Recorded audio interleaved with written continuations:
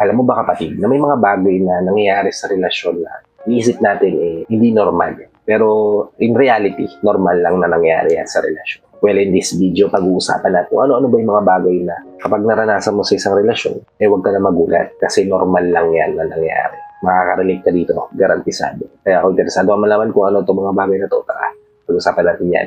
Just keep on watching.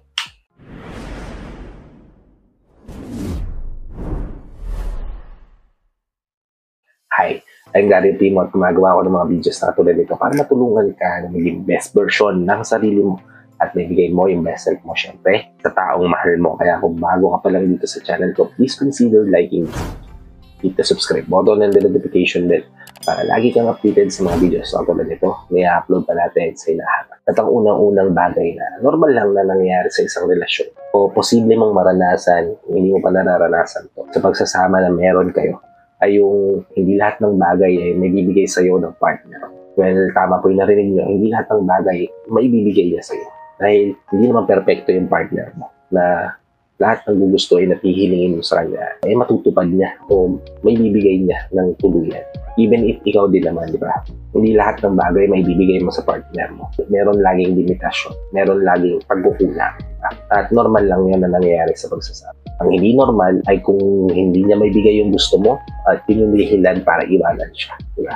Okay? Proceed tayo sa ikalawang bagay na normal lang na nangyayari sa isang relasyon ay yung meron talaga kayong pagkakataon na hindi kayo magiging magkaparehas ng opinion. Katulad ng hindi may bibigay yung lahat ng bagay na kakailanganin mo, gugustuhin mo. Meron din pagkakataon kapatid na yung partner mo iba yung kagustuhan niya sa kagustuhan mo. Iba yung nakikita niyang tama at iba yung nakikita mo yung tama. Kasi iba yung perspective ng partner mo at ikaw din, iba rin ang perspective mo. Diba? Ang kagandahan dito kapatid, mag-partner kayo at may chance na yung perspective niya, baliin niya para mag-adjust sa perspective mo. At ikaw din bilang partner niya, posibleng gawin mo rin ito sa kanya dahil ganun mo siya kamahal. Yun ang kagandahan ng merong malawak na pananaw sa isang relasyon. At willing i-communicate yung nararamdaman at naiisip niya. Malamang ikaw yun, kaya congrats sa'yo. Okay, proceed tayo sa ikatlo, which is magbabago kayo. Tama po yung narinig nyo.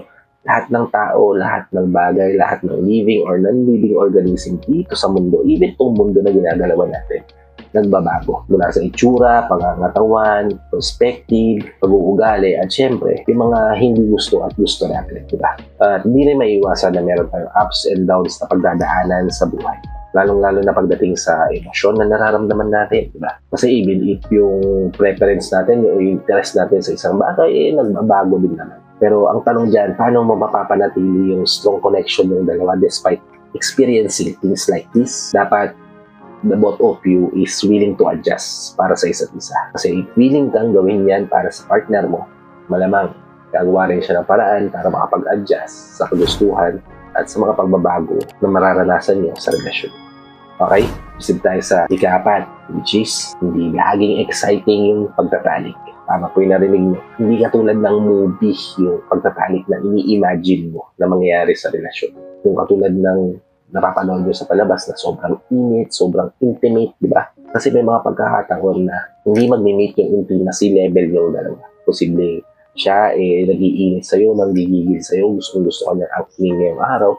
Tapos ikaw, hindi ganun kataas yung level ng pagkagigil mo sa kanya. Kasi may mga factors din naman na nakaka-apekto sa atin, sa mood natin. Di ba? Katulad ng stress level, ng mga habits, yung mga bagay na ginagawa natin, di ba? Pero hindi yan red flag kapatid. Lagi yung tatandaan na kung inaya mo yung partner mo tapos hindi siya pumayag, hindi yan red flag.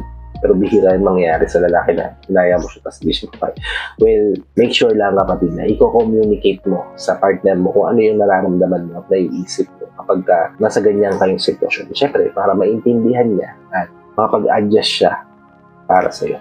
Okay, proceed tayo sa ika-5. Which is, narating sa punto na mararamdaman mo na hindi mo talaga ganun kagusto yung pamilya niya. At vice versa to. Madalas kasi kahit anong pilit natin, intindihin yung mga tao sa paligid natin. Hindi natin sila may intindihan. Unless, i-focus natin yung full attention natin sa kanila na bihira nating magagawa. Diba? At once na nangyayari to kapatid, may mga pagkakataon na yun yung magiging conflict sa relasyon nyo. Yun yung mga pag-aawayan nyo. Kakaroon kayo ng tampuhan dahil dyan. At let me tell you kapatid, normal lang yan. halos lahat ng tao nararanasan yun. Kasi sa totoo lang, wala namang perpektong manugang, wala namang perpektong pamilya, di ba? So, ang kailangan natin gawin is i-adjust yung sarili natin, manatiling may respeto sa mga mag-anak ng partner natin o paramdam natin sa kanila na palagi tayong caring nang hindi natatapakan yung boundaries yung dalawa sa isa't isa, diba? At syempre, ganoon din sila sa'yo. Kapag sukdulan naman na yung nararanasan mo sa kanila, hindi naman natama yun. I-proceed tayo sa ika-anim, which is hindi mo laging gusto yung partner mo. Tama po yung narinig nyo.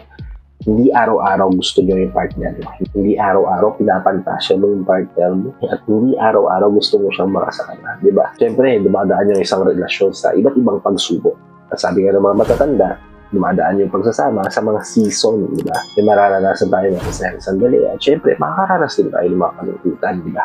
At minsan, may mga sitwasyon din na mararamdaman mo na hindi mo siya ganun kagusto. O sa sobrang galit mo sa kanya, hindi mo na siya mahal.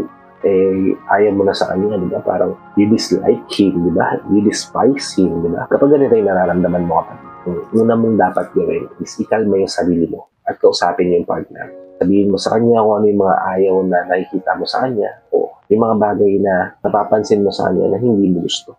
In a way na may iintindihan niya at mabibigyan mo siya ng tsansa na baguhin yun o ayusin yun. Okay? Proceed tayo sa ikapito. Last but not least, kapatid, ikapitong bagay na normal lang na nangyayari sa pagsasama. At kapag naranasan mo, lagi mong tatandaan na nangyayari talaga yan sa relasyon. Ay yung gugustuhin natin na maging mapag-isa. Siyempre, lahat tayo need ng space para sa sarili natin. Alone time, ika nga. Hindi naman porke nasa isang relasyon ka na, hindi mo nabibigyan ng pagkakataon yung sarili mo na maintindihan o mas makilala pa yung sarili mo. Hindi mo nahayaan yung sarili mo na maging mapag-isa. At syempre, yung partner mo ganun din yung nararamdaman niya. Sad, diba? Kaya kung kailangan niya ng alone time, it doesn't mean, kapatid, na may mali sa relasyon nyo, ayaw niya na sa'yo o gusto niya nang makipag-hiwalay sa'yo, diba? Ang pinaka-best thing na dapat mong gawin dyan, ay kausapin mo yung partner para magkaroon kayo ng pagkakaintindihan at balanse sa pagbibigayan yung dalawa ng alone time at yung together time. Kasi syempre, napaka-importante rin yung alone time natin para sa soul natin at sa pagkatao natin, di ba? At yun, kapatid, yung mga bagay na normal lang na nangyayari sa relasyon. Kaya kung nararanasan mo to sa relasyon nyo, I want you to know na halos lahat ng tao nararanasan yan, lalo na yung mga tao na sa loob ng isang relasyon. Kaya, buksan ng isip at palawakin ng pananaw. Siyempre, habaan din yung pasensya para hindi maging dahilan ng mga yan para bumitaw ka sa relasyon na iniingatan mo. And I hope nakatulong tong video na to sa inyo. If nakatulong nga naman, please help me share this to your loved ones na posible natin matulungan ng video na to. Para nakatulong na kayo sa kanila, nakatulong na rin ako sa kanila. Sa lahat ng FW viewers natin at sa mga viewers natin dito sa Pilipinas na walang sawang nanonood at sumusuporta at palagi nakatune in sa mga video na na-upload ko. Maraming salamat po sa palagyan yung panonood at pag-suporta. Kung bago ka pa lang dito sa channel ko, please consider liking this video, hit the subscribe button, and the notification bell para lagi kang updated sa mga videos na tulad nito. May upload pa natin sa nahanap. So, nandito na lang mga kapatid. Maraming salamat ulit sa panonood. And I hope to see you all on my next vlog. Ingat ka din palagi kapatid. May God bless you and protect you always. Peace. Whenever your heart is broken